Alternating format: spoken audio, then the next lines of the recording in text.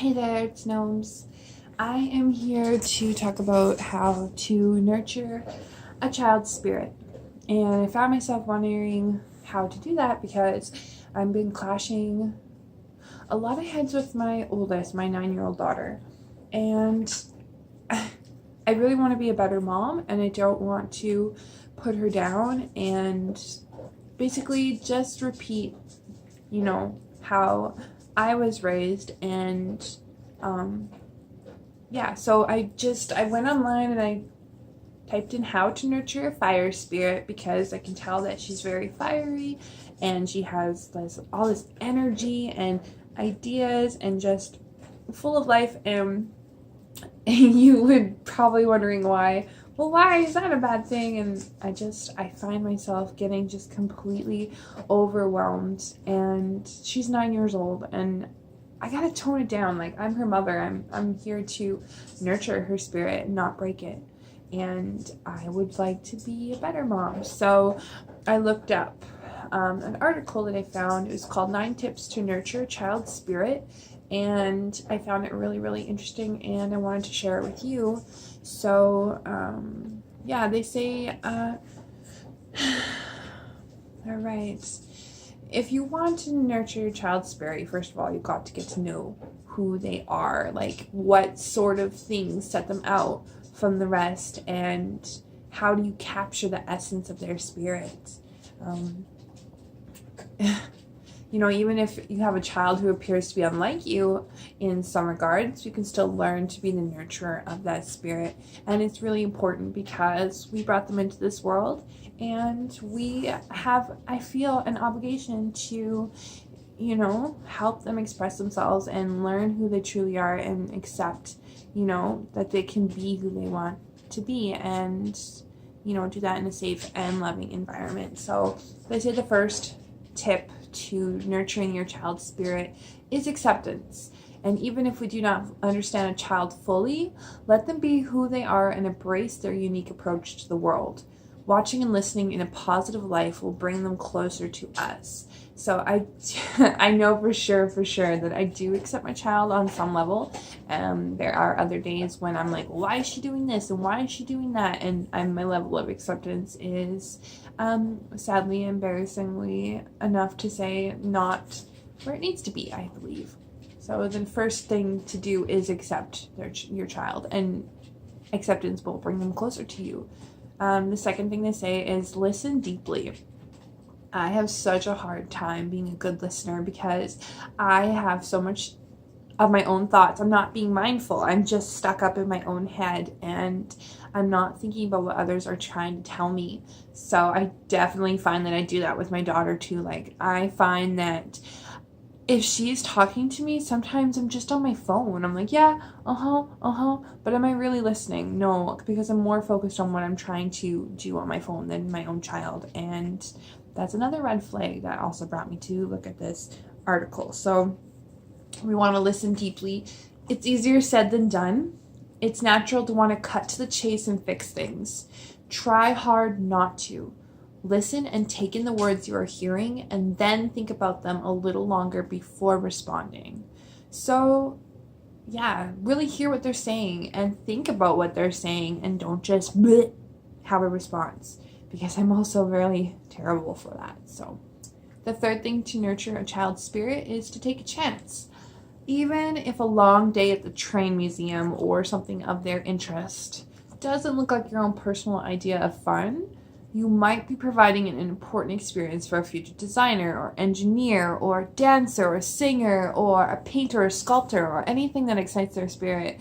So really take a chance and let your child, guide sometimes, and, be there for your child and let them have those experiences. So that's important. They say the fourth thing, carve out time for daydreaming and play. I've found that I am really lacking in the daydreaming and the play department as well. So forget the Saturday chores and the endless scheduled activities in order to have adequate downtime. Your child needs it in order to develop. So you can't just constantly be go, go, go. We got to clean this. We got to go this place. We got to do this. Like, you need time just to sit and chill and just, paint a picture or talk about, a fantasy world that they conjure up in their mind, and, just play and have your dolls and have your things out that you need to have that adequate downtime with your child. So that's important too. The fifth thing is encourage. Be your child's cheerleader. Celebrate their efforts, not the outcome. So don't sit there and be like, oh, well, you lost today. Like, you could have done better. You take note of what they're doing great and you let them know, okay? For example, my daughter Sage plays soccer, so I notice when she has a great pass, or, she's being a great team, great part of the team, and, when she was just part of the game, and you let her know, oh, it was beautiful that you did this, or I noticed that you did this, it was wonderful, great job, Sage. So be your child's cheerleader. It's really important. They say keep criticism at bay.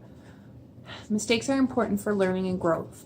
Nothing breaks a child's spirit faster than unnecessary criticism. And I think that's my biggest red flag ever. I do a lot of things that I'm not proud of. And as parents, we're role models for our children. And what they see is what they learn. And what they see is what they copy.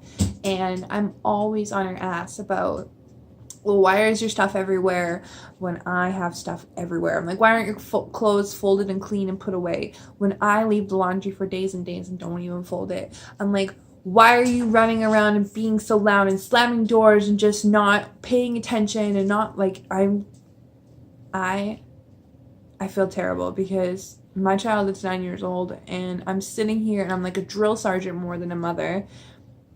And like that says, nothing breaks a child's spirit faster than unnecessary criticism.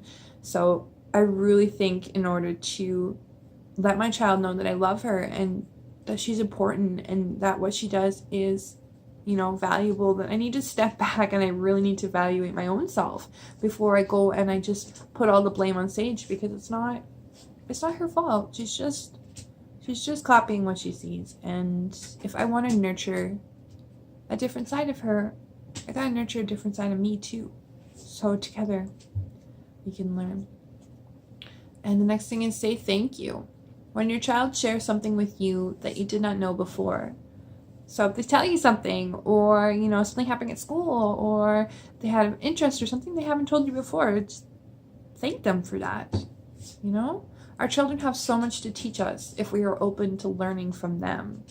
So that's really important too. And I say this now, I say this is really important, this is great. So I need to practice it. I need to action. And I say need because it's important.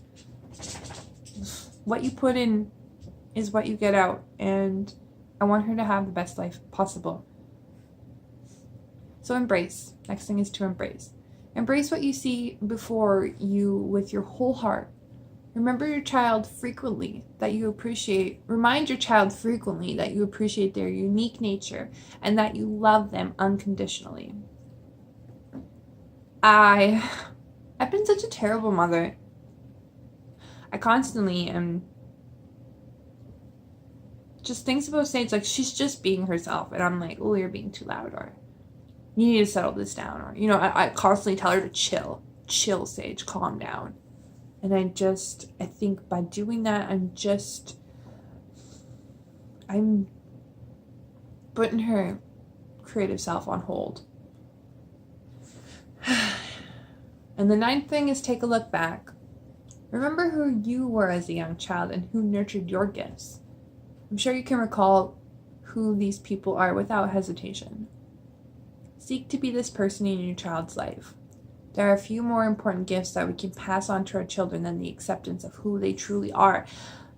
You can go out and buy them all this stuff, or you can enroll them in all these clubs, or just constantly give. But if you're not stopping and accepting who they are, it's not about the external, it's about the internal. And that's something that I know, something that I could practice a little more in my life, because I'm constantly looking outside of myself to make myself feel better. And if I'm doing that, then my child's learning that too. And she needs to learn that everything is inside. Everything that we need to be successful and love ourselves and just express who we are is, it starts from within. It's not an external thing. So I remember as a young child, I was, you know what, sad to say it, but I was the same way. I was funny. I was always trying to make up silly kooky things. Like, she's really into fiddle and I loved music. I was constantly playing on my piano. And I feel like I've become so jaded and just this super Grinch, grouchy person, and I forget who I was at 9 years old. Sage is who I am at 9 years old. So I really need to nurture that. Anyways, yeah, so that was a really good article. I found that to be really, really great things to take in and consider. And when Sage gets home from school, I'm going to try and, accept, listen deeply, take a chance, carve out time for daydreaming and play, encourage, keep the criticism at bay, say thank you, embrace, and just remember who I was at 9 years old. So, yeah, I just wanted to share that with you guys. If that helps, great. Comment below if you have the same problem, if you're finding that, oh shit, maybe I am being a terrible parent, like, maybe I need to step back and really reconsider, like, what I'm doing with my life. Like, is this making my family stronger or am I weakening, our bonds? And, life is short. Your kids grow up super fast. And if you spend that time making them feel like shit, then, I don't know. I don't see that as something that, as parents, we really should be doing. Anyways, thanks for watching. Have a great day. And, treat your kids well. Bye.